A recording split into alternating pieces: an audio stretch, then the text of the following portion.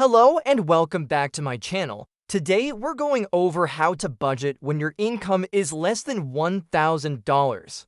It doesn't matter if it's $800, $900, $300, $200, or even $100. We are gonna figure out a way to make a budget work for you. So what you're gonna need is something to track your expenses. You can use a notebook, an Excel spreadsheet, Google Sheets, whatever you want.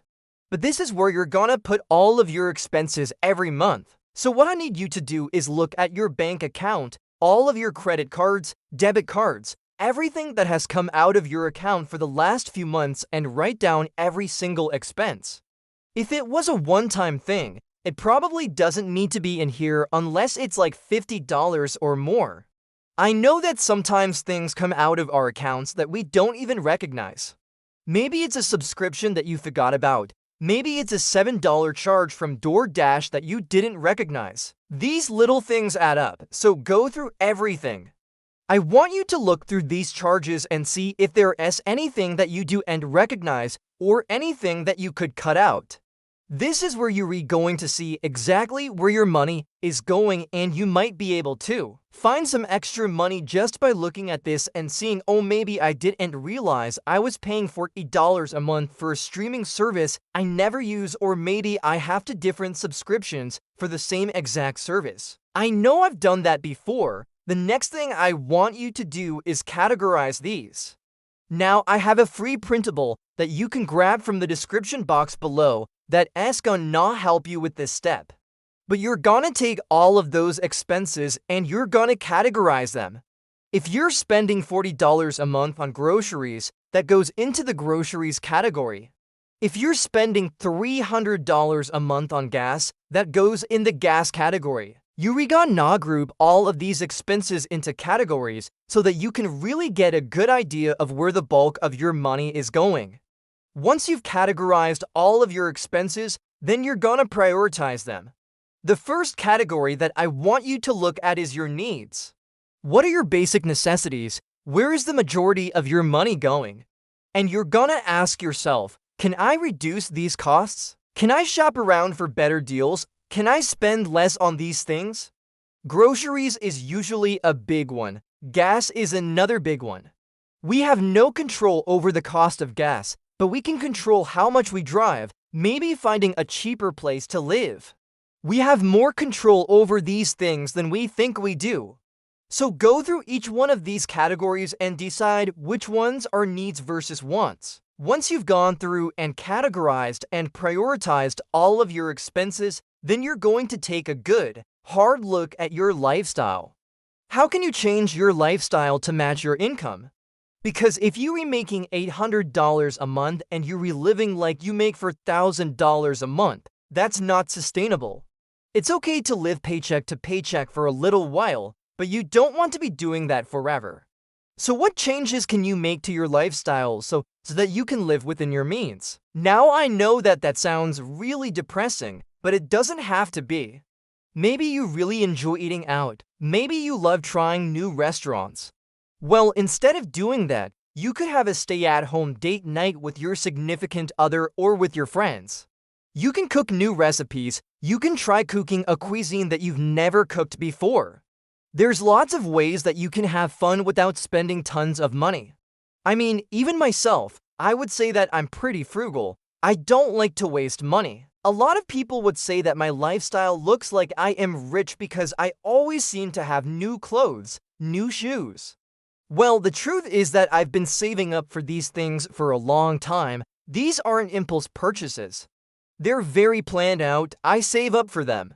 I buy them and then I enjoy them, but I also know how to live without them. And it's the same thing with you. You can do this. You can figure out a way to live within your means. Another thing that I want you to do is look at your expenses and see if there is anything that you can outsource. Anything that you can pay someone else to do so that you do and have to do it yourself. Personally, I like to outsource things like cleaning my house. I don't enjoy cleaning my house. I don't like doing it. It's not my strong suit. So I'd rather pay someone else to do it so that I have more time to focus on other things. Think about what you don't like doing. what you don't want to do anymore. And if you can outsource it, then do that. That's going to give you more time to focus on getting your finances in order. It's also going to give you more time to bring in more income, which brings me to my next point. I want you to monetize your hobbies, monetize your skills. Take a look at what you like doing, what you're good at, and see if you can make any money from that. And yes, I know that this might not be enough to cover all of your expenses, but every little bit counts. When I started this channel, it was not to make money. I wasn't thinking about making money at all. I just wanted to share my knowledge with other people. But guess what happened? It turned into a side hustle. And now it's my full-time hustle. I never thought that this would be possible, but it is. And you can do the same thing. So take a look at what you like doing and see if there is any way that you can make money from that. Another thing that you can do to increase your income is to look for ways to save money. And when you look for ways to save money, you can use that money to invest. Investing is a great way to grow your wealth over time. Even if you're only investing $50 a month, it's going to add up over time. You can start investing in yourself by educating yourself. You can read books, listen to podcasts, watch videos online. All of this stuff is free or very inexpensive, and it can really make a difference in your life. I know that I've grown so much just by educating myself. I've read hundreds of personal finance books, and I've listened to countless podcasts, and it has made a huge difference in my financial situation. So if you're not already doing it, start educating yourself. And I know that it's hard when you're working multiple jobs. When you're barely getting by, it's hard to sit down and read a book. But even just listening to a podcast while you're driving or while you're doing chores, it can make a difference. The last thing that I want you to do is to set boundaries. Stop letting people take advantage of you. Stop letting them talk you into things that you don't want to do. Stop being afraid to say no. Setting boundaries is really important when you're on a tight income. You need to protect your money and not let anyone take it from you.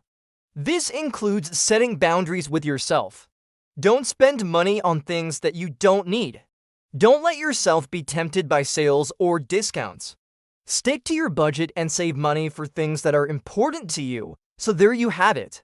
Those are my tips for budgeting when your income is less than $1,000.